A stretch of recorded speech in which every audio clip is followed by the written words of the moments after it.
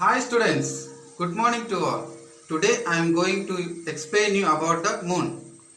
As all the students have seen the moon in the sky during the night time. The moon looks very beautiful during the night time and it is round in shape. So today I am going to explain you about the moon. The moon is only the natural satellite of the earth. The moon is also a celestial body in the space and it is a part of the solar system.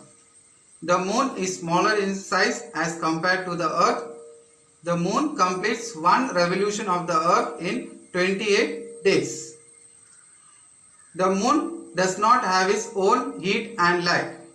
It shines and reflects the light of the sun that falls on it.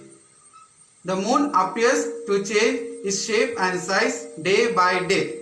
These changes are known as phases of moon. Sometimes in the sky you cannot see the moon at all. At that time it is known as new moon or Amavasya. 2 days after Amavasya, the lighted phase of the moon increases. At that time we can get an opportunity to see a beautiful crescent moon in the sky. The shape of the crescent moon is curved shape. Within the interval of 15 days, the visibility of the moon increases as we can see a complete round bright full moon called as Purnima. Since then, the visibility of the moon decreases gradually. Thank you.